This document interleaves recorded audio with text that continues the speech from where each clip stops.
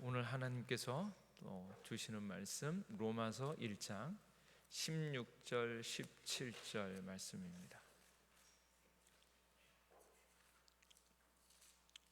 로마서 1장 16절 17절.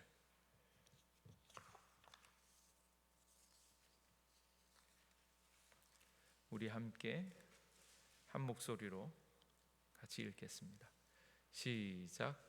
내가 복음을 부끄러워하지 아니하노니 이 복음은 모든 믿는 자에게 구원을 주시는 하나님의 능력이 됨이라.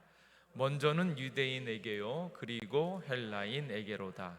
복음에는 하나님의 의가 나타나서 믿음으로 믿음에 이르게 하나니 기록된 바 오직 의인은 믿음으로 말미암아 살리라 함과 같으리라.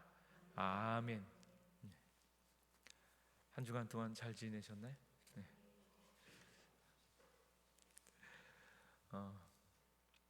계속 그 복음에 대한 생각들을 하고 있는데 복음에 대한 생각을 할 때 복음이 머리로 이해할 뿐 아니라 삶으로 그리고 마음으로 이렇게 접어드는 것이 굉장히 중요합니다. 물론 이제 그것도 하나님의 은혜의 인도함이 있어야 되는데 복음을 머리로 하는 사람은 머리로 따지게 돼 있어요. 기존의 제자 훈련의 약점이 그겁니다. 머리로 너무 많이 훈련을 했는데 머리는 되는데 머리로 이해되어지는 것 가지고 다른 사람을 비판하거나 다른 사람을 이렇게 정죄하기가 쉽습니다. 근데 이제 그게 복음이 가슴으로 오게 되어지면 따뜻해지고 여유가 되어지고, 그래서 가끔은 복음을 많이 이제 접어든 사람은 표정이 밝아짐과 동시에 좀 바보스러워지죠. 여유가 있어지고 다른 사람이 뭐라 그래도 상처를 좀 덜 받고 여유 있게 받아들일 수 있는 그런 마음이요. 그 마음이 오히려 더 복음에 합한 사람의 삶입니다. 그렇게 보면 우리가 복음에 어떻게 접어드느냐, 복음을 어떻게 더 많이 누리느냐 하는 것들에 대한 관심을 가질 필요가 있습니다. 그래서 이 시간에 오셔서 편히 한번 이렇게 다들 편안하세요? 네, 편안하시죠? 네. 근심 있는 사람 있어요? 네. 아이고 걱정되는 게 좀 있어요? 맨날 그래요? 맨날 그러면 그거는 안 좋은 습관입니다.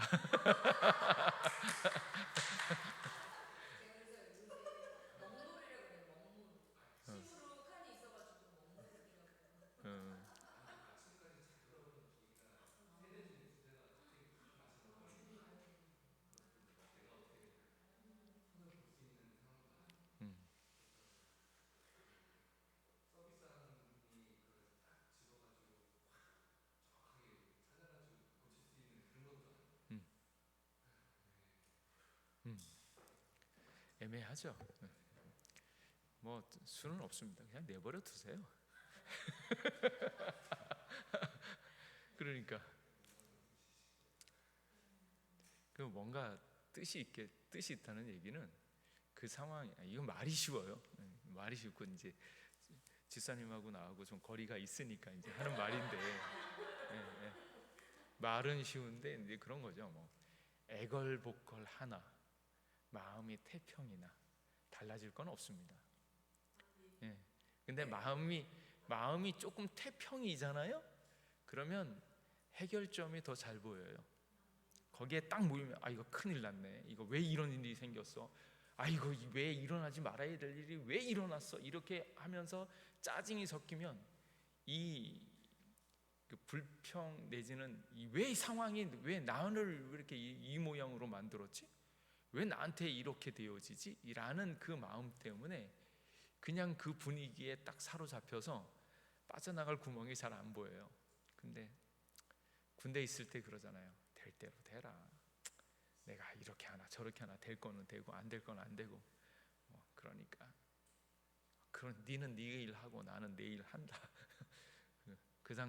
그 상황에 조금 더 기뻐하고 있으면 그 일에 창념되어지지 않으면 좀 나가기가 쉬우니까, 뭐 어차피 일어날 일은 일은 아닌 거니까 그런 마음이 있으면 굉장히 좋죠. 쉬운 건 아니고, 제가 항상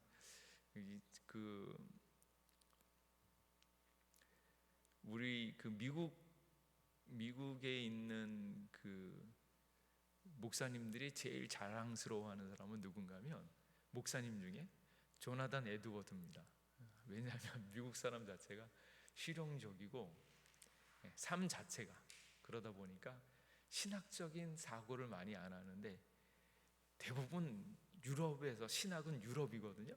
독일, 프랑스, 장난 아닙니다. 그 사람들은 책 쓰는 거 보면 이렇게 윤리책이라든지 무슨 책을 써도 그 사람들이 책을 한 줄 쓰면 그냥 쓴 게 아니고 성경적인 백그라운드가 든든하기 때문에 한마디 얘기를 하는 거예요.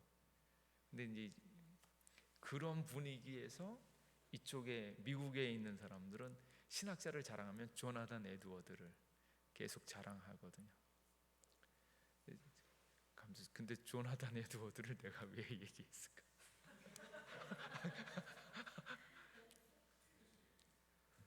조나단 에드워드에 대해서 이제 쭉 이제 공부를 한 학기 내내 하는데, 맨 마지막에 이제 자유의지에 대한 이야기를 해요. 하나님의 모든 그 인간들의 일들은 예정되어 있고 결정적으로 들어와 있거든요. 근데 그 가운데 그 안에 허락하여 주신 그 자유의지가 있는 거예요. 근데 이제 더 넓게 얘기하면 그것조차도 하나님이 알고 계셨다. 그러니까 인간의 자유의지조차도 하나님이 알고 계셨다, 이렇게 고백하는 거거든요.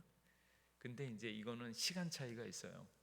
그러니까 신앙 고백적인 얘기가 있는데, 현재에 있어서는 자유의지지만 미래에서 보면 이미 그렇게 하기로 결정되어진 모든 것들이 있다. 그러니까 우리가 나중에 예수 그리스도로 말미암아서 구원이 확정되어졌잖아요. 그것이 주님 앞에 갔을 때까지 분명히 이루어질 것을 믿습니다. 근데 그건 믿음인 거고요. 근데 그 고백은 언제 해야 되느냐? 그때가 되어졌을 때 지나온 나날 동안 주님이 보살펴 줬다라고 고백하는 겁니다. 그렇게 되다 보니까 결정적이고 예정적인 고백이 나오는 거죠. 그러니까 시간 차이가 있는 그 차이를 얘기하지 않으면 많이 헷갈리는데, 말씀을 드리는 이유는 무엇인가 하면, 그 조나단 에드워드가 연구하는 가운데 무슨 얘기가 나오냐면, 인간의 행위가 왜 그렇게 되어졌는가. 그러니까 윤리적인 것들이 있는데, 윤리적인 것들이 그 사람 평소에 해오던 습관, 헤빗이라고 얘기하는데, 그 사람의 행위가 헤빗이다라고 얘기를 해요. 그것은 무엇인가, 그 사람의 지금까지 해왔던 그 마음가짐, 생각의 흐름에 따라서 행동이 결정되어졌다고 하는 거예요. 그러니까 갑자기 나는 이렇게 하기로 결정해서 이러지 않고, 그가 늘상 해왔던 생각의 흐름과 마음의 움직임을 따라서 그의 행동이 결정되어졌다는 거예요. 근데 그래서 정말 중요한 것은 뭔가 하면, 그 사람이 그 일을 하게 되는 동기가 무엇인가 찬찬히 살펴보라는 거예요. 처음에는 행위를 살펴야 되는데, 행위를 살펴보려니까 행위를 만들게 되어지는 마음가짐이고, 근데 그 마음가짐을 결정하는 것은 그 사람의 코즈, 동기라고 이야기하는 거거든요. 근데 그 동기가 어떻게 결정되어지는가, 여기에 관심을 많이 가졌는데, 그 동기, 오늘 목요일 날 말씀 집회에 올까 말까 이게 이제 왔다 갔다 할 수가 있잖아요. 올까 말까. 근데 이게 이렇게 오기로 이렇게 기울었잖아요. 근데 그 기우는 것에 대한 이유가 뭘까? 라고 이야기를 할 때 그 동기가 결정되어지는 것들은 하나님의 전적인 인도하십니다라는 거예요. 그게 내가 결정하는 동기를 내가 결정하는 것 같은데, 이 동기가 이쪽으로 기울 건가 저쪽으로 기울 건가는 성령님께서 나를 주관하고 계시다라는 것들을 나중에 고백하는 겁니다. 그래서 왜 물이 있으면 물이 딱 50% 물이 딱 차 있잖아요. 근데 50% 딱 차 있는데 이게 물 반씩이나 남았네, 라와 반밖에 안 남았네. 이걸 누가 얘기하는 건가? 결정적으로는 내가 얘기하잖아요. 물이 정말 딱 반인데, 야 이거를, 근데 느낌상 나도 모르게 어느 순간인가 반씩이나 남았네, 아직도 3번이나 4번은 더 먹고도 남겠네, 이 생각이 드는 반면에 어떤 사람은 에이 반밖에 안 남았네, 한 번 먹으면 없어지겠네, 이 생각이 든다는 거예요. 근데 50%딱 있는데 거기에서 반씩이나 아니면 반밖에, 이걸 어떻게 정할 거냐는 거예요. 그날의 분위기, 그날의 마음의 여유, 집에서 남편하고 쿠사리 먹으면서 싸우고 나면 짜증이 나니까 에이씨 반밖에 안 남았네, 이럴 수 있고, 아니면 금방 들어올 때 딸내미가 아빠밖에 없어 막 이런 얘기를 듣고 오면 물이야 있든 없든 뭔 상관이 있어, 그냥 딸만 있으면 좋지, 아유 그래도 물이 반씩이나 남았네, 이럴 수 있거든요. 그러니까 그때 그 사람의 행위 자체가 결정되어지는 그것이 무엇이 있냐면, 내가 정하는 것 같지만 사실은 그 위에 하나님의 영의 인도하심이 우리 안에 깔려 있다라는 거예요. 그래서 하나님과의 관계를 내가 만들어가는 것이 얼마나 중요한가. 그래서 아침에 일어나서 큐티를 하고 말씀을 보고 내 삶을 주님 앞에 내가 맡길 때, 이렇게 정말로 삶을 결정하는 그 순간에 조금 더 주님하고 가까운 결정, 복되고 아름다운 결정이 만들어지는 것을 믿으시기 바랍니다. 그때 이제 그 마음이요, 왜 나한테 이런 일이 생겼을까? 이제 근데 어떤 사람은 그게 성령 충만해서 하나님 안에 있으면 그게 기회가 되어지는 사람이 있어요. 만약에 이제 높이 있는 사람이 있으면 쟤는 어려운 거 다 똑같잖아. 왜 3개가 돼야 되는데 왜 2개밖에 안 되고, 왜 하필 그 일이 거기에 이렇게 일어났나? 어려운 건 다 알아요. 근데 그 일들을 어떻게 해결해 나가느냐에 따라서 그 사람이 괜찮은 사람인가 안 괜찮은 사람인가가 확 드러나는 거예요. 보통 사람들은 그냥 똑같죠. 뭐 있잖아요. 또 한마디만 하면 열팍 받는 사람 있어요. 못생긴 게 꼴값을 떠내 이러면 이제 열팍 받잖아요. 또 배우지도 못한 게 잘난 척하네, 그러면 또 자신심이 확 상하고, 돈도 없는 게 어디 와서 껍적대냐, 이 소리 들으면 또 팍 하루 종일 그 말 한마디에 하루 종일 기분 나쁜 그 존재가 되어질 수밖에 없는 우리의 모습들이 있거든. 근데 존재감이 이제 있는 사람, 하나님의 인정함을 받은 사람은 아이고 먼 눈에는 뭐만 보이고 못생긴 애들은 못생긴 것만 보이니까 이제 그러고 이제 그래 난 상관없다, 반사 나는 잘생긴 사람이야, 나는 하나님의 자녀야 이러면 거기에 해당이 안 되잖아요. 해당이 안 되니까 못생긴 애들이 꼴값을 하네, 못생긴 사람은 꼴값이라도 해야 되지만 나는 가만히 있어도 괜찮다. 이제 그러면서, 근데 그때 이제 마음의 여유가 생기면서 헤쳐나갈 수 있는 지혜가 생기는 거거든요. 그래서 하나님의 인도함을 받고 이렇게 해서 영의 인도함 가운데 이제 성령의 역사 가운데 들어와 있는 게 정말로 중요하다. 이제 그 말씀입니다. 그 자기가 무식하다는 것을 가장 많이 깨닫게 되어지면 박사가 된답니다. 그러니까 진짜 지혜가 있는 사람은 자기가 모르고 있다라는 것을 깨닫는 사람이래요. 조금 아는 사람은 지가 알고 있는 게 최고다, 나는 많이 알고 있다, 이걸 자랑하지만 정작 많이 알게 되어지면 내가 모르는 게 정말로 많구나 하는 것을 알게 되어진대요. 그래서 실상은 모르는 게 훨씬 더 많습니다. 그리고 박사는 좁은 분야만 아는 거죠. 넓게는 모르는 거예요. 그래서 항상은 내가 모르고 있구나, 특별히 이제 하나님에 대해서도 아는 것보다는 모르는 게 더 많습니다. 그래서 무궁무진한 하나님의 사랑, 그 지혜, 그 안에 들어가는 거고, 그걸 알면 알수록 자기 포기가 나타나는 것 같아요. 그러니까 진짜 아는 것은 자기를 포기하는 게 아는 거예요. 자기를 안다, 나는 똑똑하다, 내가 알고 있다, 내 경험, 내 지혜 이게 있다라고 하면 하나님을 모르는 거고요. 하나님이 나의 모든 삶을 알고 계시고 지켜주시고 동행하시고 책임져 준다 그러면 그 순간만큼은 내 것을 점점 내려놓게 되어 있거든요. 이제 그걸 생각해 보면 하나님 앞에 나의 무지함을 고백하고, 욥도 그러잖아요. 욥도, 그리고 친구들도 하나님이 너를 뭐 어떻게 할 거야, 너가 죄를 져서 그럴 거야 막 이랬는데 그 모든 것들을 뛰어넘는 하나님의 지혜에 대해서는 아무도 모릅니다. 네가 세상 처음 만들었을 때 네가 봤냐? 보지도 못한 사람들이 뭐 참 진화론 뭐 이렇게 얘기하고 그런 거잖아요. 그래서 그런 것들은 하나님의 말씀에 대한 부분들, 그걸 인정하고 들어가는 게 훨씬 더 좋습니다. 그리고 천국 지옥에 대한 이야기들도 많이 말을 하지만 실제적으로 진짜 천국인가 진짜 지옥인가에 대한 이야기는 성경에서 제한적으로 얘기되어져 있어요. 그러니까 그 이상은 우리도 모릅니다. 환상으로 보여주기도 하긴 하지만 그게 정말로 맞는지 몰라요. 그렇게 보면 우리가 하나님 나라에 대해서 누리는 것도 모르는 게 많다. 그래서 말씀을 찬찬히 보면서 주님 안에 들어가 있는 것이 참 중요하고, 그리고 이제 아까 큐티 같은 경우에 큐티가 이렇게 접어들기 힘들다, 또 이렇게 적으려고 하는데 적기가 너무 많이 힘들다, 그 순간에 조금 강조해야 되는 부분은 어디 있냐면 관찰에 있어요.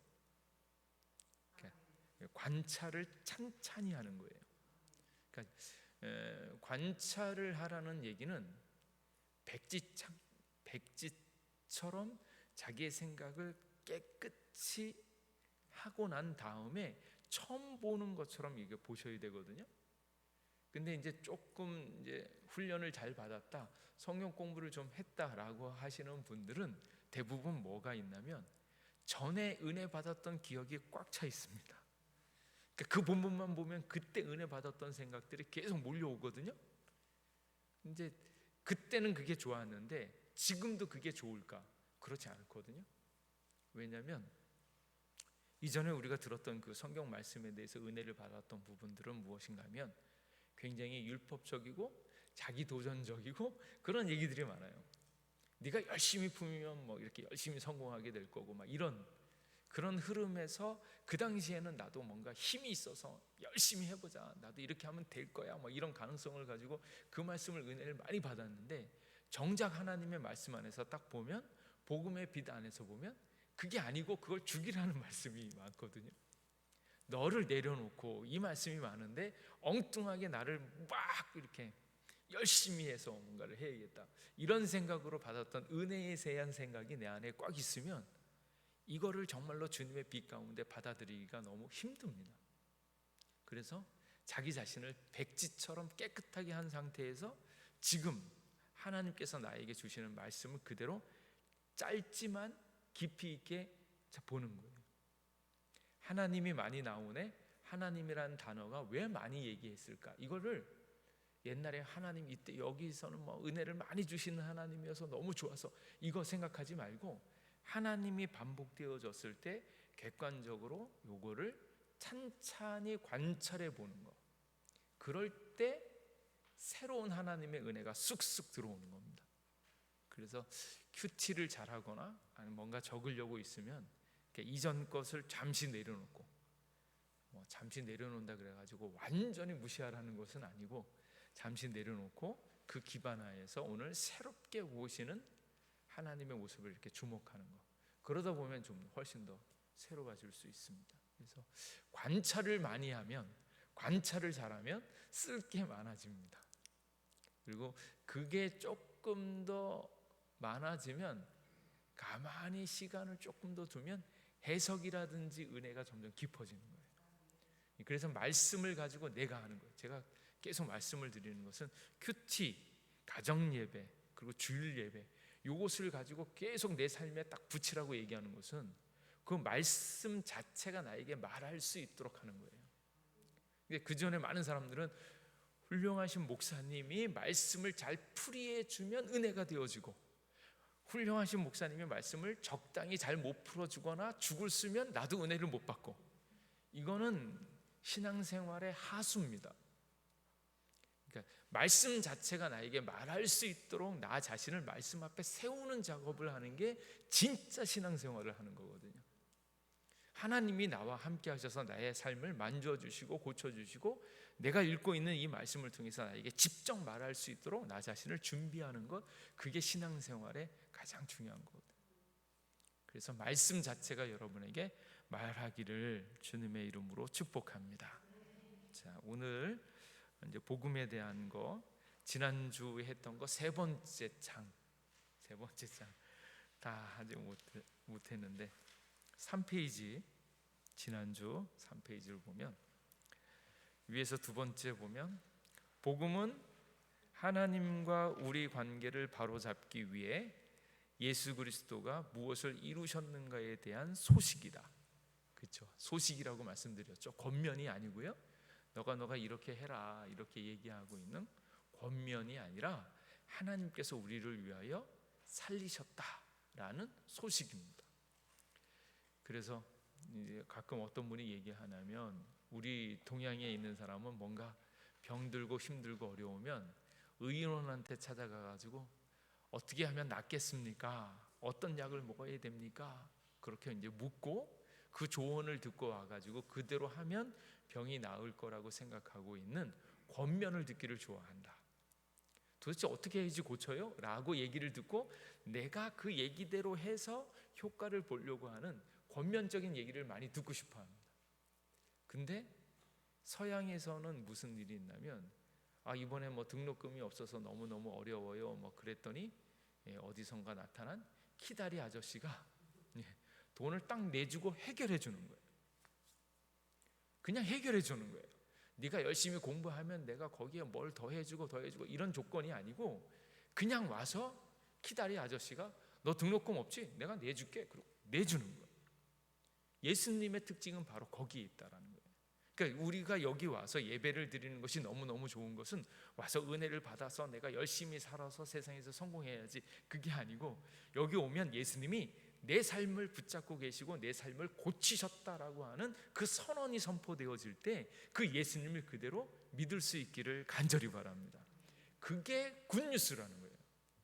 그러니까 예배 때 와서 굿뉴스를 경험하라는 거예요. 여기 있으면 예수님이 내 삶을 책임져 주셨고 내 모든 것들을 고치셨고 확실하게 해결되어진 것을 믿으시기 바랍니다. 그래서 이미 끝났다고, 죄와 사망은 끝났다고, 그걸 그냥 들으시면 돼요. 그걸 누가 해결하셨나? 예수님이 해결하셨다. 그거를 그냥 믿고 선포하고 그 안에 들어와 있으면 이게 다 되어지는데, 왠지 그 습관이 안 된 사람은 뭔가 여기 와서 교훈적인 얘기를 듣거나 뭔가를 은혜를 받아서 내가 열심히 뭔가를 해야지 복이 생길 것처럼 생각하는데 그건 권면이고, 예수님은 들어와서 여기 와서 다 고치셨다.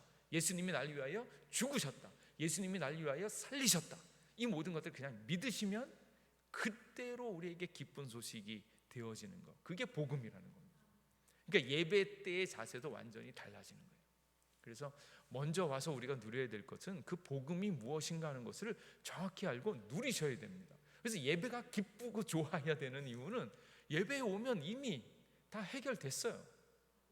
그걸 확인하는 자리가 예배거든요. 근데 많은 사람들은 여기 와서 막 은혜를 내가 어떻게 받아서 나한테 뭔가를 이렇게 도전을 받아서 뭔가 열심히 일을 해가지고 막 이렇게 그렇지 않다.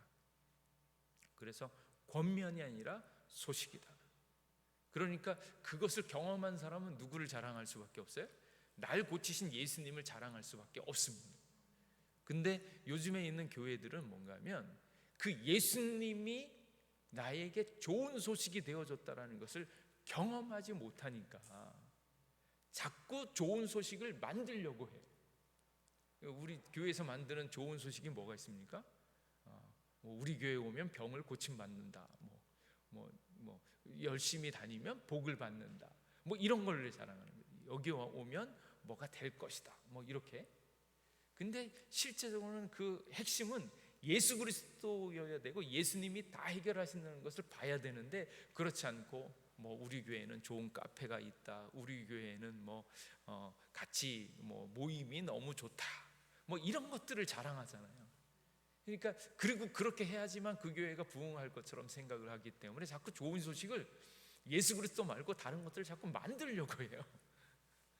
뭐 주차장이 좋다, 사람이 좋다, 누구를 만나면 성공할 것이다, 카페가 좋다, 뭐 이런 식으로 외적인 것들을 자꾸 좋은 소식을 만들려고 하는데, 실제로 그렇게 되어지는 것들은 인간적인 방법이고, 진짜는 예수님을 만날 수 있다가 교회의 본질이 되어지는 것을 믿으시기 바랍니다. 그래서 예수님이 복된 소식이에요. 그것에 대해서는 각 사람이 네가 예수님을 알고 네가 예수님 안에서 참 자유를 누릴 수 있도록 자꾸 소개해 주는 거예요. 그래서 교회의 가장 큰 본질은 예수님의 복음을 누리는 거, 예수님의 복음을 경험하는 거. 그것을 경험한 사람은 반드시 예수님을 자랑하게 되어 있습니다. 교회 자랑보다 예수님 자랑하는 게 정말로 중요하죠. 그리고 그 다음에 이제 나와 있는 얘기가, 복음과 복음의 결과가 혼동되거나 분리되어서는 안 된다. 복음하고 복음으로 말미암는 결과, 선행, 그것이 혼동되어져서는 안 된다.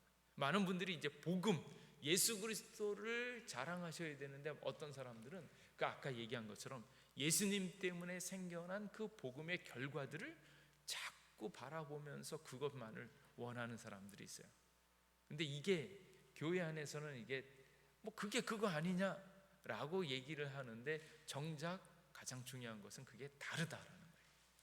예수님을 사랑하는 것과 예수님이 주시는 선물, 그 복을 바라는 것하고는 전혀 다릅니다.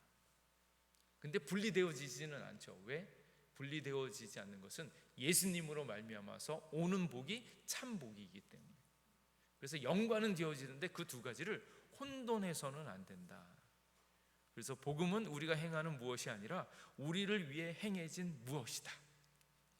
이 관점이 너무 중요합니다. 그래서 우리가 해야 된다. 우리가 행하는 많은 좋은 프로그램이 복음을 대체해서는 안 된다. 그래서 복음은 사랑의 삶을 창조하는 소식이다. 그러나 사랑의 삶 자체, 그 자체가 복음인 것은 아니다. 그래서 교회에서 자꾸 이제 얘기할 때 우리는 뭐 사이가 너무 좋아요, 우리는 뭐 서로를 아껴주고 사랑해요. 예수 그리스도를 믿으면 그 사랑, 예수님으로 말미암아서 사랑의 삶이 생기지만, 그 사랑, 서로 아껴주고 헌신하고 막 이러는 것 자체가 복음은 아니다. 요거를 분리하셔야 됩니다. 그리고 가만히 이제 나중에는 구별이 되어지는 것이, 예수님이 없는, 예수님을 따르지 않는 사랑은 말만 사랑이지 사랑이 아닌 경우가 많습니다. 사랑의 모양을 가지고 있지만 실상은 자기 자신을 위해서, 자기의 욕심을 채우기 위해서 사랑의 모양을 가진 게 참 많아요. 근데 말은 가져다 놓고 사랑이라고 얘기하죠. 뭐 이걸 일반 생활에서 계속 얘기하다 보면, 우리도 일반 세계에서도 사랑 누가 말했나, 뭐 또는 뭐 사랑은 아무나 하나, 뭐 이런 얘기 막 하잖아요. 근데 그 사랑이 진짜 사랑인가? 아닐 수 있거든요. 불륜하는 사람도 말로는 자기들은 사랑한다고 얘기하는데 그게 진짜 사랑이 아니잖아요. 그러니까 이제 그걸 구별하려고 그 나의 해방일지에는 뭐라 그래요? 그거를 추앙해라. 사랑에 대한 원래의 의미는 어쩌면 추앙의 개념하고 똑같다. 이유와 조건하고 상관없이 그냥 그 사람을 높여주고 존중해주고 막 이러는 거, 그걸 이제 추앙이라고 하는데, 어쩌면 사랑의 진짜 개념은 조건하고 상관이 없는 추앙일 수도 있겠다. 이제 이런 얘기를 하는데 일리가 있죠. 그러니까 사랑은 예수님으로 말미암아서 예수님으로 생겨지는 복음의 결과이지, 그것 자체가 복음은 아니다. 이제 이렇게 얘기를 하죠. 이런 거죠. 하나님은 사랑이시다. 이건 되지만 사랑의 하나님은 아닌 거죠. 하나님은 사랑이신 게 맞는데 사랑이 모든 것이 하나님인 것은 아니다. 그렇게 볼 수 있는. 그리고 그 복음의 능력을 앗아가는 두 가지 적은 도덕주의, 종교 율법, 은혜 없는 진리 이거고요. 상대주의, 실용주의, 비종교, 율법, 폐기주의, 진리 없는 은혜이다. 이게 저희들에게 큰 관점입니다. 여기 이 율법하고 선행에 이제 관련되어 있는 것은 사람의 일이기 때문에 그렇습니다. 이제 우리가 요즘에 뭐 엘리야를 묵상하고 구약에 있는 얘기들을 쭉 묵상하잖아요. 그 엘리야 이야기를 할 때 그 불로서 역사하신 엘리야, 그 하나님의 역사를 보잖아요. 하나님이 참신이다라는 것을 불로서 역사를 보여주잖아요. 그러니까 그게 이제 나타나는 거죠. 그런데 나중에 엘리야가 이렇게 하나님과의 관계가 좀 희미해지면서 하나님을 찾아 나설 때 강한 바람에도 없고 지진에도 없고 불에도 없고 어디에 있냐면 세미한 음성 중에 있는 참 하나님의 모습을 세미한 음성 가운데 온 거예요. 그가 어떤 신이 참 신인가? 불 아니고 바람 아니고 지진 아니고 세미한 음성. 근데 세미한 음성이지만 하나님께서 그것으로 나타나 있는.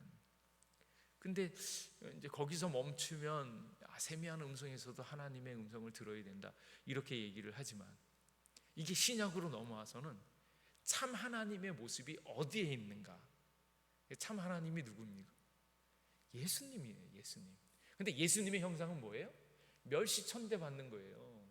예수님 믿어가지고 돈 많이 벌면서 내가 돈을 많이 벌면 내가 하나님을 정말로 나의 참 하나님이다라고 고백하는 그 시대가 같다고요. 이제는 오히려 핍박당하고 눈물 흘리고 아파하고 괴로워하고 그러면서 멸시천대 받으면서 십자가를 지으면서 그 억울한 일들을 당하는데 거기 안에 인간으로서는 도저히 상상할 수 없는 그 누구도 아름답다고 복되다고 얘기하지 않는 그 수준이어도 거기 안에 하나님이 계시다.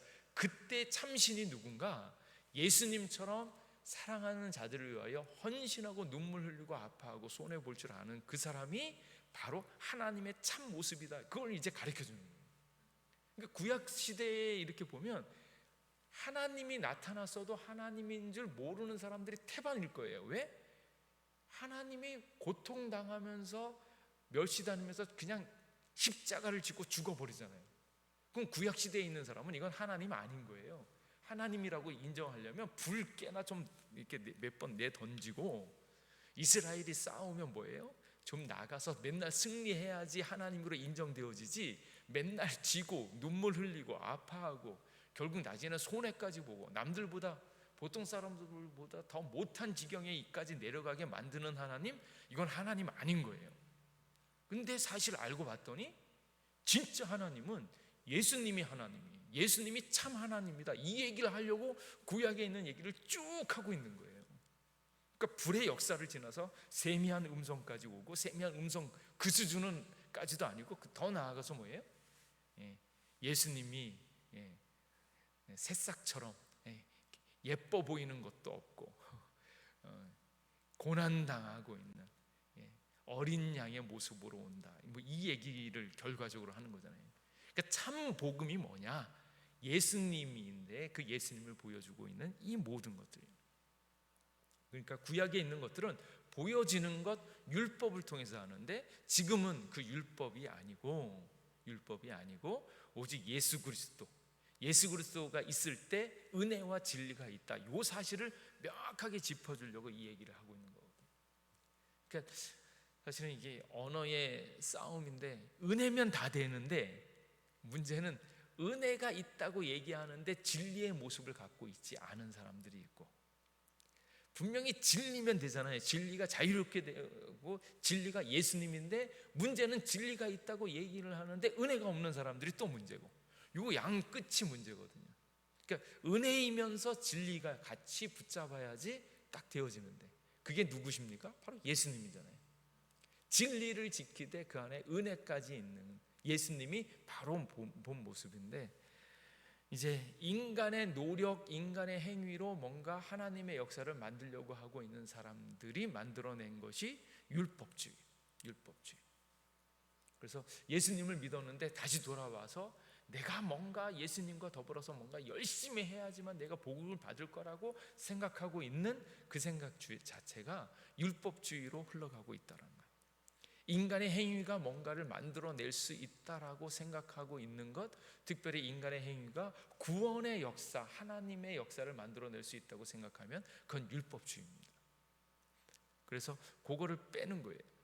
그 대신 조심해야 될 것이 무엇인가 하면 은혜를 받은 사람은 율법 하나님의 말씀대로 살아가게 되어 있습니다. 근데 율법대로 살아야지만 은혜를 만드는 것은 아니고요. 예수님이 있으면 예수님의 말씀대로 살아가는 것이 저절로 따라오는 거예요. 그래서 은혜, 선행, 은혜, 선행, 은혜, 선행 이렇게 이제 이어져 가는 거예요. 그 순서가 바뀌면 안 되고요. 은혜가 먼저고 선행입니다. 그래서 가끔 이제 술, 담배 얘기하잖아요. 나는 술, 담배 때문에 교회 못 옵니다. 그러지 마시고 술, 담배를 하더라도 오라고 얘기하셔야 돼요. 왜냐하면 은혜를 받으면 술, 담배가 줄어들게 되어 있는 거예요. 술, 담배를 안 해야지만 은혜를 받는 게 아니고 은혜를 받아야지만 술, 담배가 없어지는 거고, 이거의 연장선은 어디 있냐면 회개를 해야지만 된다 이게 아니고 그 선행이 은혜 쪽에 붙으면 회개 자체가 은혜 쪽에 붙으면 가한데 회개가 선행 쪽으로 붙으면 회개는 아닌 거예요. 그래서 은혜를 받으면 회개를 하는 거지 회개를 해야지만 은혜를 받는다 이건 아닌 거예요. 이렇게 애매모호한 거 같죠.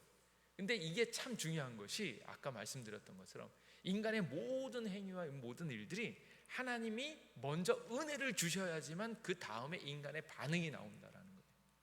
인간의 반응이 하나님의 은혜와 역사를 만들어내는 게 아니다라는 거예요. 그래서 회개 자체도 우리가 하는 게 아니고 은혜를 받으면 스스로 마음이 바뀌어지면서 이 모든 것들이 고쳐짐을 받게 되어 있다라는 거예요. 그래서 이제 행위에 대한 부분들이 이제 그 부분에 있어서는 자유합니다. 근데 이제 문제는 어디에 있냐면 성도님들이 교회에 나와서 목사님 보기에 다른 성도들 보기에 조금 더 괜찮은 사람으로 보여서 본을 보여야 되겠다라는 마음들이 있는 거예요. 그렇잖아요. 내가 교회 10년은 다녔는데 이 정도로 맑고 깨끗하게 살아간다는 것을 보여줘야 되겠다라는 마음들이 있잖아요. 근데 그런 거는 시험 들지 않을 만큼 해야 되는 건 분명한데 문제는 그게 반복되어지다가는 이중적인 가증스러운 모습이 되어집니다. 그러니까 본을 보여야 되는 건 맞는데 자기의 실체에 대해서는 분명히 보셔야 돼요.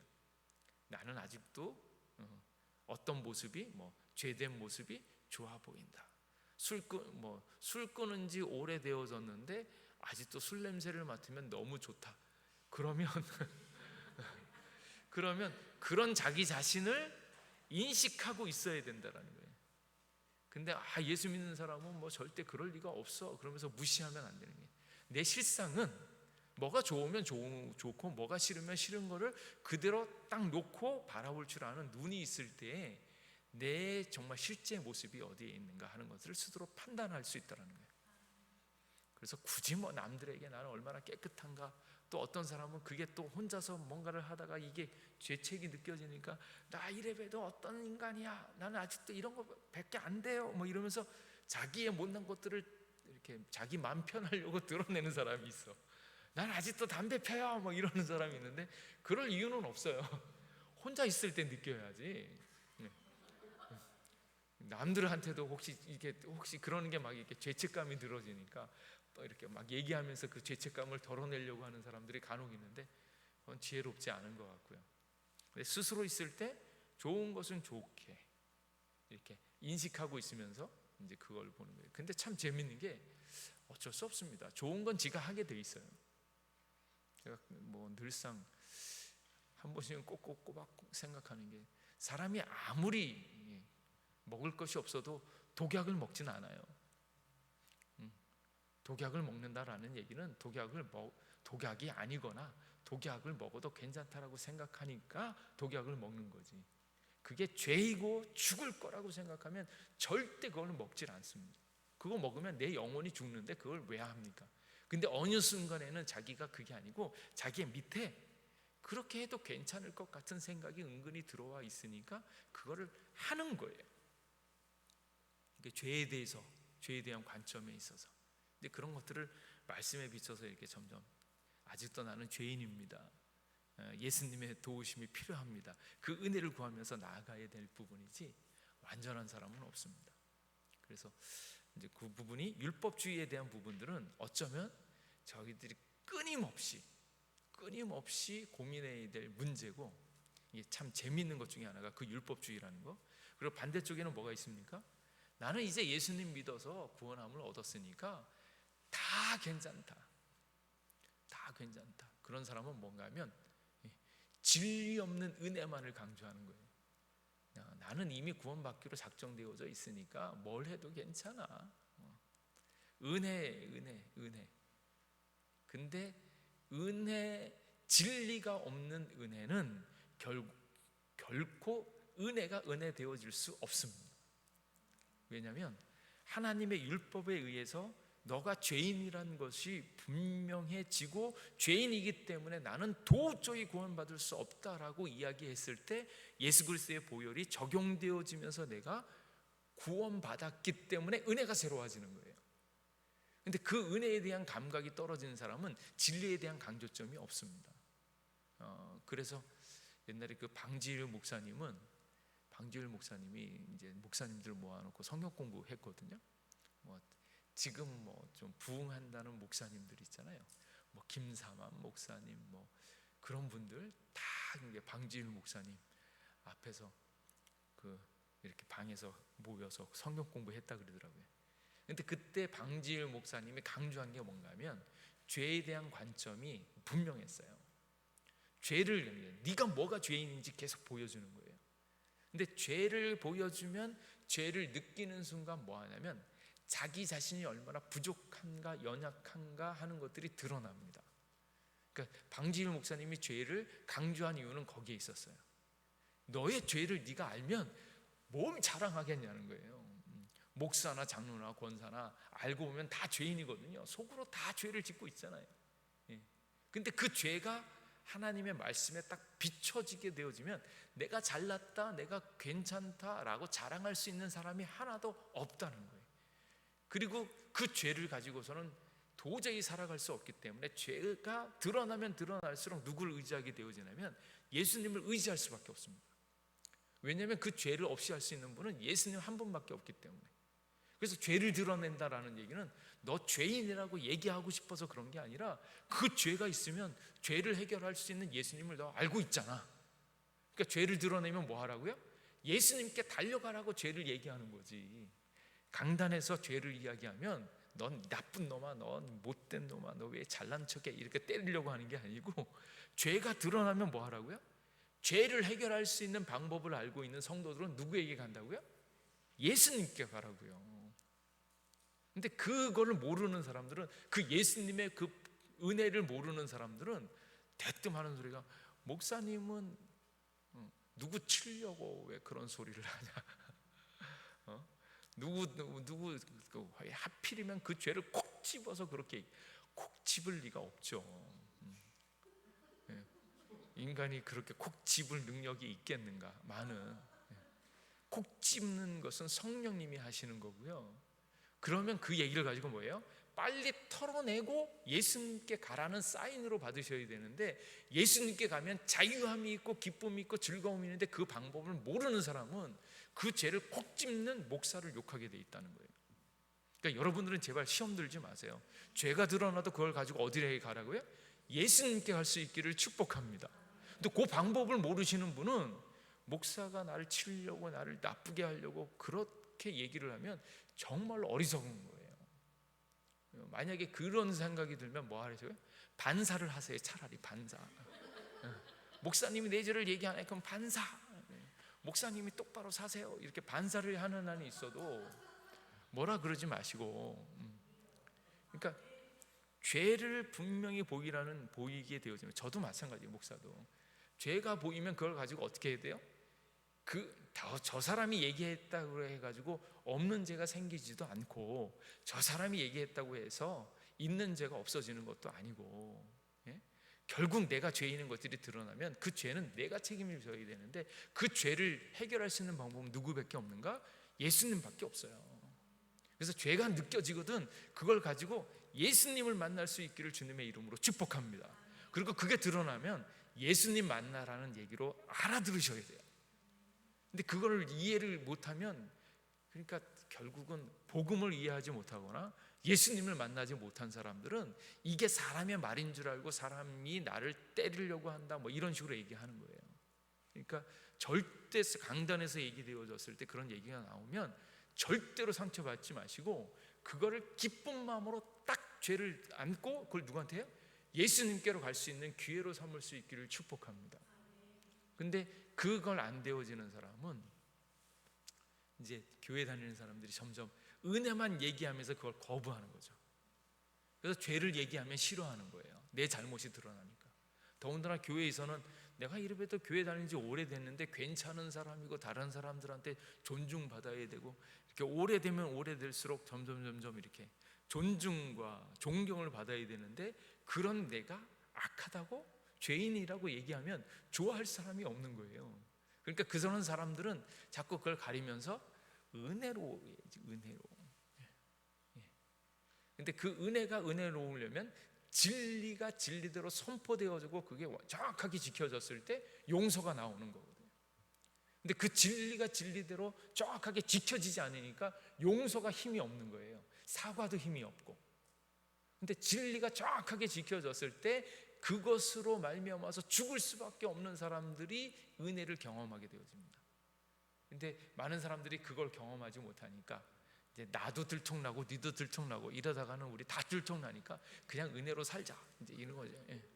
이거 얘기할 필요가 없다. 그래서 오늘날 강단에서 선포되어지는 얘기가 죄에 대한 얘기가 분명히 짚어줘야 되는데 죄를 안 짚는 거예요. 교회에서 징계가 없어지는 거죠.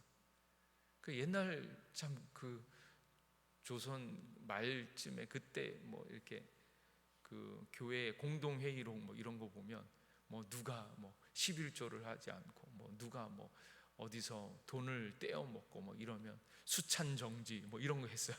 이름을 해가지고 누구 집사는 뭐 했으므로 수찬 정지 뭐 이런 그런 것들에 대해서 공식적으로 기록이 다 되어 있으면서 그걸 알고 뭐 1년 동안 성찬을 못 받게 하고 뭐 아니면 뭐 이렇게 교회에 나오지 못하도록 하고 뭐 이런 일들을 공식적으로 했거든요.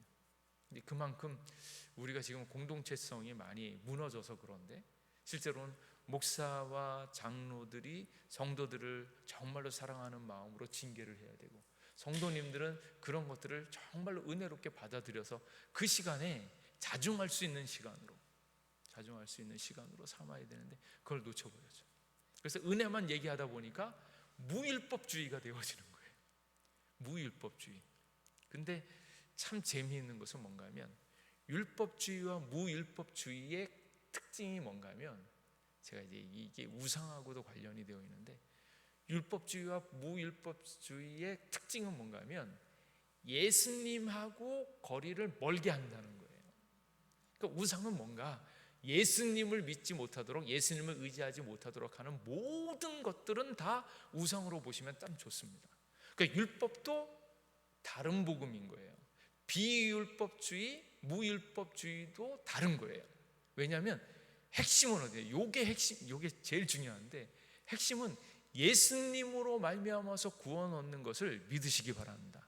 요거를 벗어나면 우상이거나 율법이 됐든지 무율법이 됐든지 예수님이 아닌 것이면 다 잘못되어졌다라는 거예요.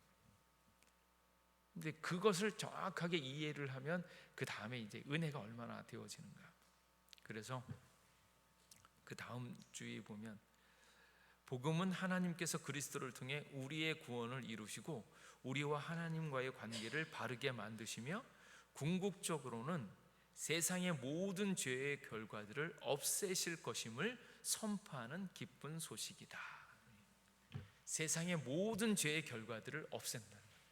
그러니까 이게 개인주의적인 신앙을 가지고 있으면 나는 예수님 믿어서 천국 가요 이렇게 얘기하면서 나는 이제 천국 가니까 다 됐다. 저 인간들은 어떻게 됐는지, 특별히 저 인간, 못되게 하는 저 인간은, 저 정도 인간은 그냥 지옥에 처박히는 게 낫지 않을까? 이렇게 생각을 하면 안 되는 거예요. 왜냐하면 이 세상을 살아가고 있는 그 사람이 있잖아요. 그 사람이 죄의 결과를 가지고 있으면 그 죄의 결과가 나에게 영향력을 미칩니다. 이게 너무너무 슬프고 공동체적이다라는 거예요. 이게 참 마음 아픈 거예요. 서울을 가만히 보세요. 예수 믿는 사람들이 다 천국 간다고 얘기를 하면 그걸로 끝이 나면 좋은데, 우리의 자녀들, 예수님 믿는 사람들의 자녀들이 누구의 영향을 받고 사는가? 죄된 인간들의 못되게 하는 그 결과 때문에 힘들어하고 아파하고 고생을 하잖아요. 그러니까 결과적으로 은혜를 받으면 그 은혜가 공동체 가운데 이렇게 쭉 퍼지면서 점점 확대되어져야 된다라는 생각을 꼭 가지셔야 됩니다. 그래서 내가 정말로 참된 천국을 누리려면 문화나 주변의 흐름조차도 천국적으로 되어져야 되잖아요. 그러니까 나만 잘 된다고 되어지는 것이 아니고, 우리 애만 천국 간다고 되어지는 것이 아니라, 우리 애가 학교에 가면 안 믿는 아이들하고 부딪혀서 할 때 천국 아닌 또 다른 그런 윤리라든지 힘들고 어려운 것이 우리 아이를 힘들게 하면 우리가 천국을 살기가 힘들잖아요. 그래서 세상의 모든 죄의 결과를 없애실, 그리고 또 예수님이 우리 가운데 오신 것도 그거잖아요. 오셔서 그 일들을 하게 한다. 그래서 복음은 부요함과 복합성을 가진다. 복음은 하나님과의 관계를 어떻게 바르게 할 수 있는지를 제시하며, 예수님의 구원 역사를 통해서 하나님께서 무엇을 완성하시고자 하는지를 제시한다. 다시 말해, 복음은 개인의 구원에 대해 말할 뿐 아니라 세상 창조의 회복에 대해서도 이야기한다. 그래서 이런 관점으로 성경 전체를 쭉 보셔야 됩니다. 그러니까 구약 자체로만 이해를 하면 잘못 해석하기가 쉽습니다. 구약은 구약을 위해서 쓰여진 게 아니라 예수님을 보여주기 위해서 쓰여진 거거든요. 그래서 복음에 대한 관점으로 그리스도 중심적으로 성경책을 쭉 다시 한번 쭉 보실 필요가 있어요. 그래서 요즘에 이제 그리스도 중심적인 그런 해석들이 많이 나오고 있거든요. 그래서 저도 좀 엘리야 그 불 본문을 보면서 옛날에는 우리도 예수님 믿어서 성령 충만함 받아서 불을 내리는 역사를 만들어야 된다, 그렇게만 했었는데, 나중에 알고 보니까 이게 세미한 음성에서 고통받고 십자가 지는 예수님으로 갔을 때 참신이다라는 것들이 보여지는 걸 보면서, 이 불을 내리신 것만 얘기해서는 이게 온전한 복음이 아니겠다, 이런 관점들이 자꾸 새롭게 들어오는 겁니다. 그래서 예수님이 없으면 정말로 참 하나님을 알아보기 힘들었겠다. 참 하나님을 알아보고 있는 것은 예수님 한 분밖에 없다. 이제 요 생각까지 좀 갖고 오게 되어지면 구약을 읽게 되어지는 그 흐름과 방법이 전혀 달라지는 거예요. 그러니까 어떻게 보면 지금까지 구약을 배웠는데 구약을 잘 배웠나? 몰라요. 구약을 구약으로만 배우면 이게 제가 보기에는 틀린 해석을 할 경우가 참 많습니다. 그래서 말씀을 다시 보면 좋은데, 그 복음을 이제 복음의 핵심, 복음을 경험한 사람은 복음이 어떻게 적용되어지는지를 알고 율법과 무율법, 그것에 대한 차이점도 점점 명확해지게 스스로 알게 되어집니다. 이렇게 이제 어렵게 표현을 한 얘기는, 너가 복음적이지 않은 것들을 밝혀내려고 이렇게 조금은 어렵게 썼지만, 실제적으로 예수 그리스도의 놀라운 사랑과 은혜를 경험한 사람은 이 은혜를 나도 모르게 저절로 쑥 보이게 되어져요. 그래서 내가 예수님으로 말미암아서 구원을 얻은 사람은 자기 자랑할 수가 없어요. 자기 자랑하면 그건 복음을 모르는 거예요. 그러면서도 아직도 그 예수님의 사랑과 그 은혜를 경험하면서 그것을 나타내지 않으려고 하는, 뭐 이렇게 불을 받거나 뭔가를 기적적인 것을 바라고 있는 그런 신앙 형태들만 가지고 있어서는 그것은 또 예수님의 은혜와 그 역사를 모르는 겁니다. 그러니까 그것을 찬찬히 보면 성령의 역사도 결국은 예수님께서 하신 그 일들을 정확하게 믿게끔 고백하게끔 하기 위해서 한 일이 성령의 역사예요. 예수님 없이 그냥 기적을 일으킨다? 그러지 않습니다. 예수님도 오셔서 왜 기적을 일으켰나? 세상을 구원하고 있는 그 구원의 이름이 예수님이기 때문에 예수님을 참 하나님으로 믿으라는 것 때문에 기적을 행한 거지, 그거 없이 그냥 기적 이렇게 하지는 않아요. 그래서 막 무리를 걸을 때도 뭐라 그래요? 예수님께서 하늘과 땅과 바람까지 움직이는 참 하나님이다 라는 것을 보여주려고 기적을 만들었지, 그냥 내가 얼마나 뛰어난가, 나는 돈 안 내고도 그냥 바다를 건널 수 있다, 뭐 이런 거 보여주려고 한 게 아니라는 거예요. 내가 진짜 하나님이다, 나를 믿지 않고서는 천국에 갈 자가 없다, 이거를 정확하게 보여주려고, 참 하나님을 보여주려고 예수님이 기적을 만들었지 그냥 만든 적은 없다라는 거예요. 그래서 그 말씀을 보면 참 중요하고, 그래서 창세기 1장에서 4장 보면 복음의 큰 그림을 보여준다. 우리는 어디에서 왔는가? 어디에서 왔어요? 하나님으로부터 왔다. 타자지향적인 삼위일체 하나님. 우리가 작년에 왜 사는가에 대한 제가 수요일 날 말씀을 전한 것이 있는데, 사람이 왜 사는가? 사람의 존재 이유, 존재 방식을 얘기할 때 기억해야 되는 것이 무엇인가 하면 하나님의 형상이에요. 사람을 어떻게 만들었어요? 하나님의 형상을 따라 사람을 만들었거든요. 그러니까 사람이 가장 행복하고 삶의 존재 이유는 어디 있냐면 하나님의 형상대로 살 때 오래 보존합니다. 근데 그 하나님의 형상이 뭐냐라고 했을 때, 하나님의 형상은 하나님에 대해서 모습을 많이 보여주는데, 특별히 하나님에 대한 모습이 누구에게 나타나면 삼위일체죠. 삼위 성부, 성자, 성령이 관계 중심적이면서 타자지향적으로 서로 하나로 꽉 뭉쳐져 있다는 거예요. 그러니까 굉장히 공동체적이다라는 거예요. 혼자서 그냥 나는 잘, 이게 아니고 서로가 서로를 의존하면서 관계를 긴밀히 맺으면서, 심지어는 서로 의존적으로요. 이게 세 분이 하나인데 하나이면서 세 분인, 그래서 서로 관계가 밀접하면서 하나로 꽉 뭉쳐져 있는 그 관계성이라는 거예요. 그러니까 우리의 존재 자체도 어디에 달려 있는가? 하나님하고 우리하고 하나가 되어지는 거예요. 예수님하고 나하고 하나가 되어지는데, 예수님하고 내가 하나가 되어지는데 그 안에 가장 중요한 핵심이 성령님이잖아요.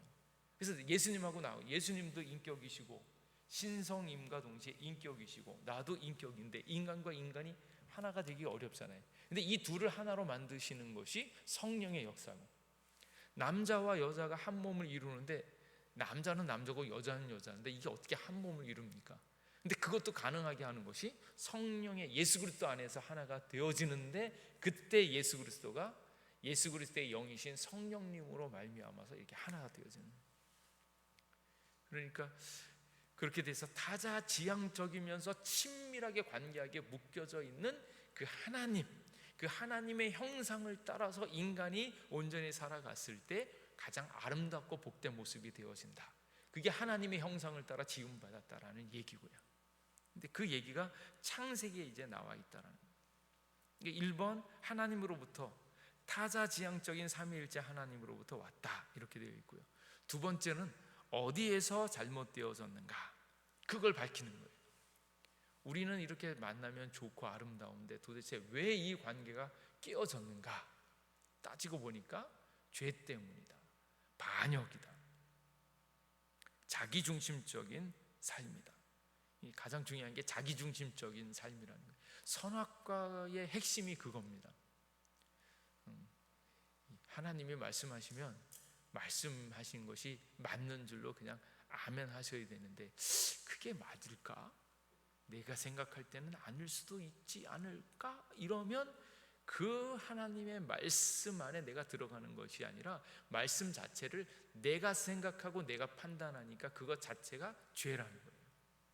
선악을 알게 하는 것은 하나님께 속한 것이기 때문에 하나님이 주시면 다 선하다 이렇게 받으면 되는데, 어느 순간인가 선악을 내가 따져야 되는 나 중심성이 되다 보니까 그게 죄라는 거예요. 그래서 자기중심적인 삶, 이게 죄고, 죄의 두 가지 열매는 영적인 속박 그리고 정죄예요. 이 사단에게 속하여서 우리의 그 행동에 대한 모든 것들이 사단에게 매여 있습니다. 그래서 죄를 지을 수밖에 없는, 자기중심적으로 살아갈 수밖에 없는 그런 숙명이 있죠. 근데 거기에다가 죄는 죄인데 죄의 2차적인 본성이 있는데 죄책감에 시달리면서 스스로 정죄하는 거예요. 자기가 죄성을 자꾸 아프게 하고 있는, 누리기 이렇게 힘들어요. 그러니까 사단이 와서 너 죄 졌잖아.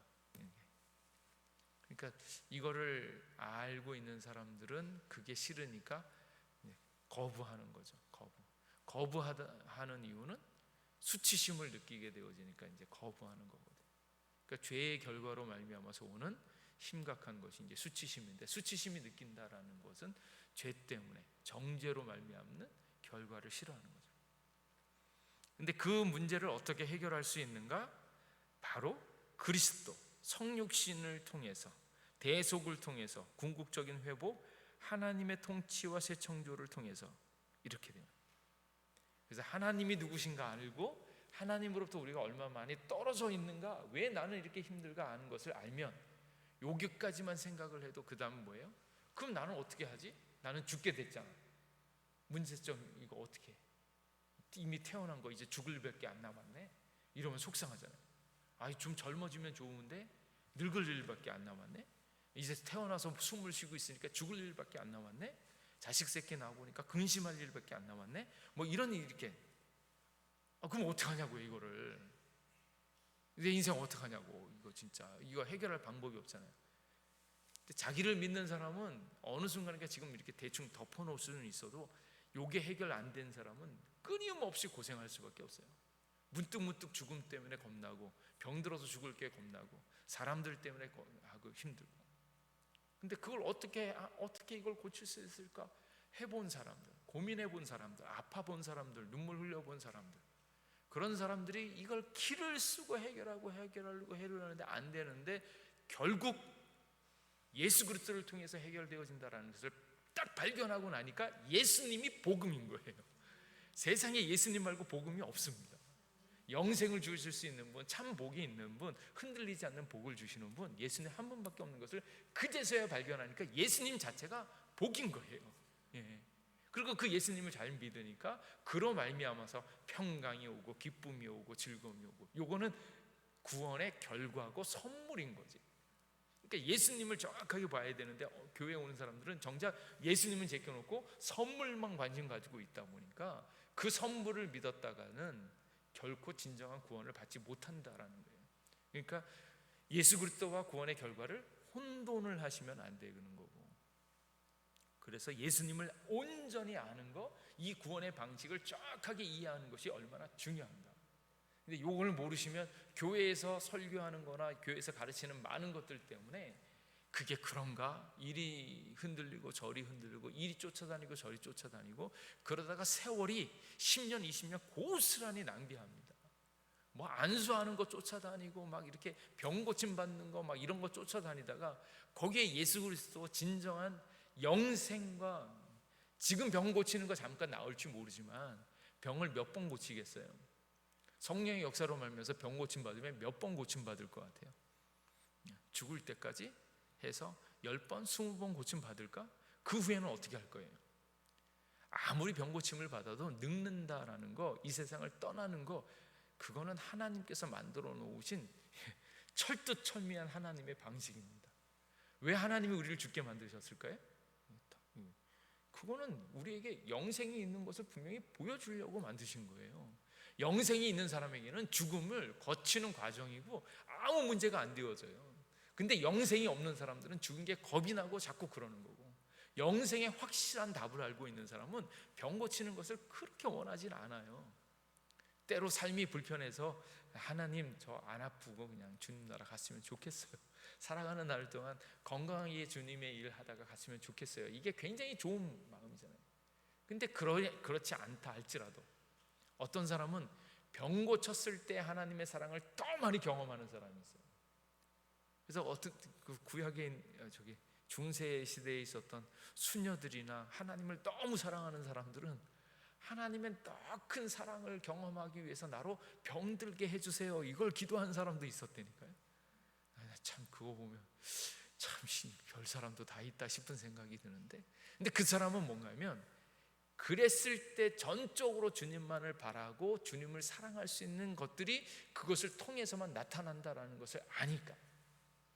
근데 정말로 어떤 사람은 평상시에는 기도도 안 하고 하나님한테 온전히 하지도 않는 사람들이 있어요. 병 걸렸을 때는 주님에 대한 사랑이 불일 듯 일어나는 사람이 있더라는 거예요. 그러니까 그걸 알고 있는 사람은 차라리 나를 병 걸리게 하셔서 주님만을 바라보고 주님만을 사랑하게 해달라고 하는 기도가 때로는 의미 있게 다가온다는 거예요.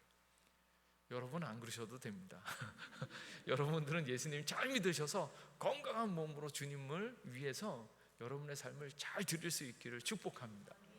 근데 인생이라는 것이 그 인생을 통하여서 하나님을 얼마나 사랑하는가 하는 것들을 나타내려고 하는 것들이 인간의 최고의 축복이기 때문에, 그래서 그런 삶들을 이렇게 생각하는 거예요.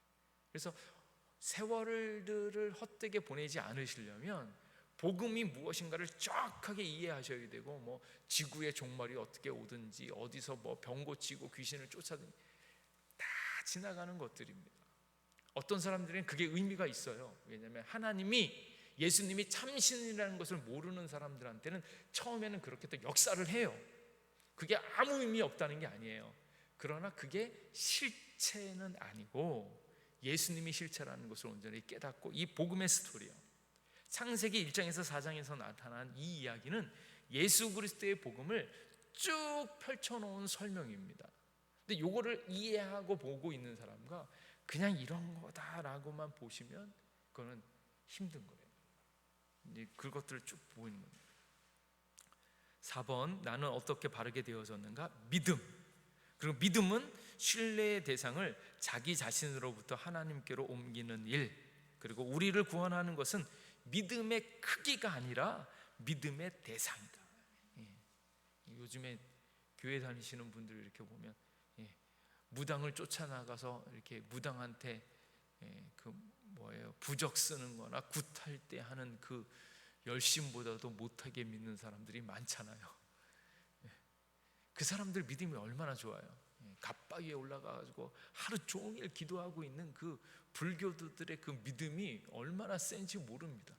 그러나 그거는 믿음이 아무리 크고 아무리 그렇게 믿어도 헛된 것이고, 그래서 믿음의 크기가 문제가 아니고, 헌신의 크기가 문제가 아니고, 믿음의 대상이 누구신가?